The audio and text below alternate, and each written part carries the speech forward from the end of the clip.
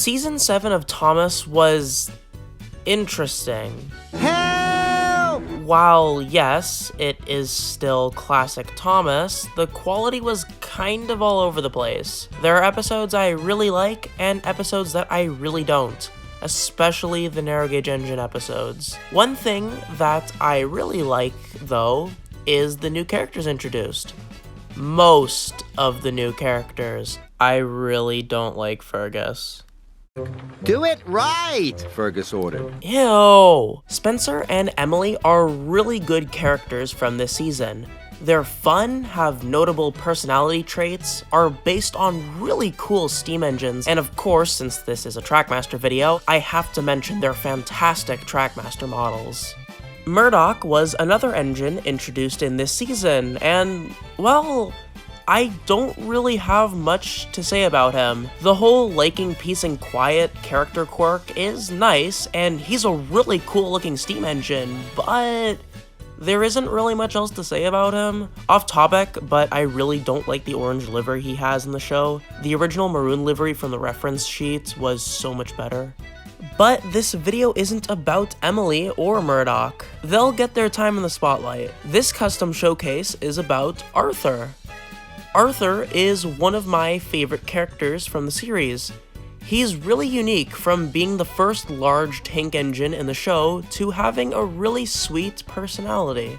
Like Henry, one of his main jobs is working with fish. I really like that after the episode Spotless Record, Arthur loosens up a bit, even having a bit of fun joking with Thomas at his expense. That evening, Thomas was at the washdown when Arthur puffed in.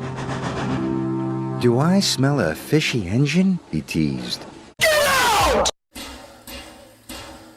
It's really sad that Arthur only got like 2 episodes as the lead role, because after his introduction season, he was phased out of the show, only to appear a few times after in the hit era. And once the show became fully CGI, he never came back in the show. I think Arthur had a lot of potential to be an even more in-depth character, but we just never got to see more of him in the show. Arthur also has one of the best Trackmaster items ever. Legitimately, the Trackmaster Arthur has to be one of, if not the best from the range. They encapsulated the look and shape of the character while staying within the style of the range perfectly. One of my favorite aspects of Arthur's Trackmaster model is that Tomy actually made him in scale with the other engines. He's bigger than Thomas, but not as big as Gordon. The size of the engines is always a really important detail for me, so it's no surprise that he's one of my favorite Trackmaster engines. He also has lots of detail too, which is to be expected from the Trackmaster range. However, there were some things I wanted to add to make it even greater than it already is. My name is Railway, and today we'll be taking a look at my Trackmaster custom of Arthur.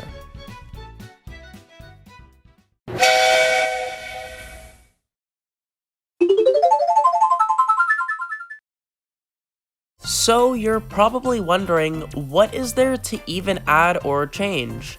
Well, the only things I was going to do was remove the lamp irons, like all my custom engines, and paint the chassis block and handrails. There are other things I could change to make Arthur look more accurate to the Ivet Class 2MT locomotives, like changing the slopes on the tanks or removing the running board under the tanks and cab to be more accurate to the real-life engine. But I'm not going to, as I try to base my customs around what Tomy or Hit Toy Company would have designed for these trains. Sometimes I just gotta remind myself that I'm not making HO scale model trains. These are, well, toys. So yeah, this should be a quick and simple custom. So with the design in mind, I started work on the custom.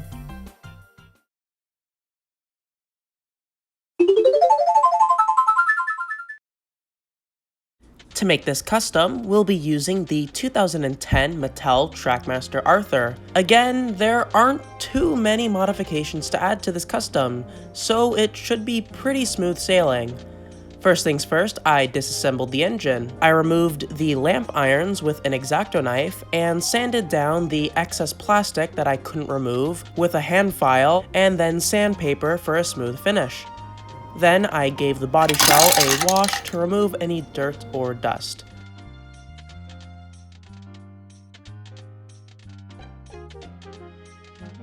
I also disassembled the motor for cleaning as well. The gears were pretty dirty, which would cause the engine to underperform if it was not cleaned. After I gave everything a wash, I reassembled the motor. The only thing left to do was just paint the parts that needed to be painted. Oh, it's snowing outside. Huh. Well, I mean, I guess I could just paint the train in my basement. That's probably a good idea, right? It'll be fine. I did the running board first and masked off the parts that I didn't want paint to get on and used a light gray spray paint for it. Once that dried, I added the smoke box back on and touched up the paint on the cab roof and whistle. With a silver marker, I painted the handrails on the cab and smoke box as well. In the show, Arthur doesn't have silver handrails, but I just thought they would look nice. The last thing I needed to paint was the chassis. I used a black acrylic paint and brush painted it.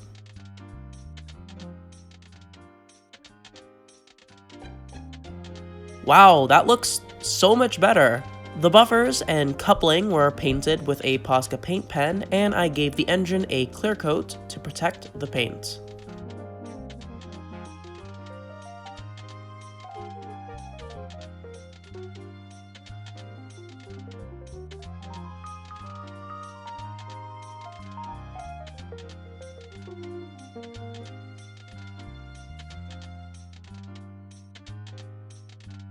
Once that dried, I reassembled the engine and wanted to add the side rods that Gordon has, as they would look really good on Arthur.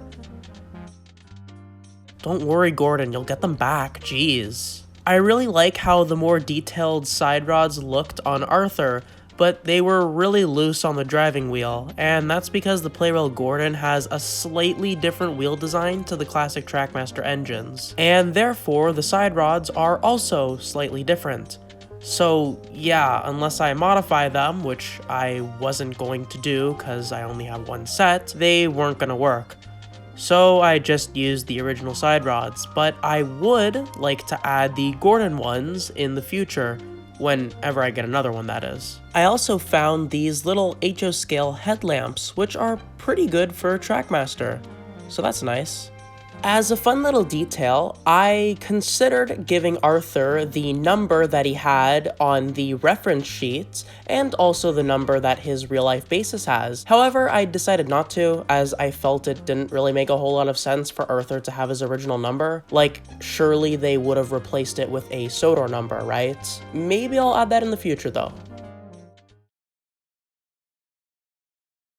And with that, the custom was not done, actually. Yeah, so I don't know how I never noticed this, but the Trackmaster Arthur's buffer beam is not painted.